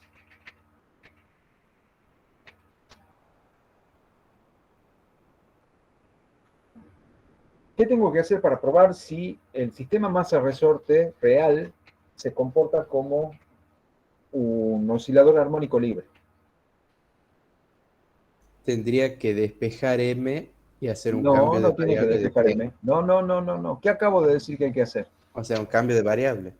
Tenemos que hacer un cambio de variable que nos pase a una relación lineal. Y el cambio de variable puede ser elevar todo al cuadrado. Entonces voy a tener t cuadrado igual a 4pi cuadrado sobre k por m. ¿Sí? Entonces, mi nueva variable z, que es el cuadrado del período, va a ser igual a una recta dependiente 4pi cuadrado sobre k por la variable independiente m. O sea, si hacemos t al cuadrado en función de las masas, los puntos experimentales se deberían acomodar a lo largo de una recta. Entonces, si hacemos eso, si graficamos los períodos al cuadrado en función de la masa, y nos sale que podemos conectar todos los puntos mediante una recta, entonces estamos verificando que nuestro sistema masa-resorte real, por lo menos para esas 10 oscilaciones, que hemos medido, se está comportando como un oscilador armónico libre. Y fíjense que nosotros sabemos que no es verdad. Nuestro sistema masa-resorte estaba oscilando en aire. Y nosotros sabemos que si lo dejamos un tiempo más largo, la amplitud de la oscilación va a ir disminuyendo. Es más, si nos vamos un rato al laboratorio y volvemos, nuestro oscilador va a estar detenido. Entonces, no es cierto que la energía se conserva y no es cierto que no hay fuerzas disipativas. Pero por lo menos para las 10 primeras oscilaciones, para las 20 primeras oscilaciones, cuando el efecto de las fuerzas disipativas todavía es muy leve, puedo hacer que mi sistema real esté bien representado por este modelo ideal. ¿Entienden? ¿Entienden, jóvenes? Sí, profe. Sí, profe. Bien. Una cuestión nada más con el cambio de variable. Fíjense que cuando yo invento una nueva variable z, acá, por ejemplo, el tiempo se midió con alguna incertidumbre, ¿sí? Este tiempo debe tener algún error experimental. Entonces, ¿cuánto vale el error de z si yo llamo z es igual a t al cuadrado? Y yo tengo el delta de t, yo tengo el delta con que se midieron los tiempos acá en la caída libre. Y bueno, tengo que hacer la propagación del error. Si yo digo que z es igual a t al cuadrado, delta de z sobre z es 2 veces delta de t sobre t, y ahí y termino diciendo que delta de z es 2t por delta de t. ¿Sí? Entonces tengo un delta de z que es distinto para cada valor de t acá. Lo mismo pasa con ven que los errores de z, las barras del error de z van aumentando, ¿ven? Aquí va creciendo la barra del error de z, porque delta de z va aumentando con t, ¿sí? Bueno, en el péndulo este que se parece mucho, si acá se imaginan que está m y acá está k, esta es la misma ecuación que tenemos nosotros en el sistema masa-resorte, ¿no es cierto? Cuando saquemos z, nuestro z va a ser t al cuadrado. Entonces, el delta de z va a ser 2 veces t por el delta de t. Esto es lo que nosotros hemos medido, hemos estimado cuánto vale el error con que hemos medido el período. ¿Sí? Entonces, para cada valor de t, va a haber un z que va a ser igual a t al cuadrado y un delta de z que va a ser 2 veces t por el delta de t. ¿Sí? Bueno, entonces, la idea es que ustedes grafiquen los periodos al cuadrado en función de las masas, acá imagínense que dicen masas, ¿sí? Y puedan trazar una recta que conecte todos los puntos. Después van a sacar la pendiente y de ahí de la pendiente vamos a sacar parámetros. Pero eso no se hagan problemas, ya lo vemos en la próxima clase, ¿sí? Bueno, se nos pasó un poquito la hora, pero creo que hemos llegado a ver todo. Les voy a confirmar durante la semana que viene, pero yo quisiera que el próximo encuentro sea presencial, para que ya hagamos las mediciones de otro sistema. Vamos a complicarlo este modelo, porque no nos basta que sea un oscilador libre. Le vamos a poner la condición real de que el oscilador se está moviendo en un medio viscoso. Entonces vamos a pasar a ver otro modelo más, que es el modelo del oscilador armónico amortiguado. ¿Sí? Y eso lo vamos a hacer con experimentos. Bueno, si han entendido, jóvenes, yo me quedo muy contento. Si no han entendido, tienen los carriles habituales para sus consultas. Ya les voy a poner a disposición el video y las diapositivas de esta charla para que puedan repasar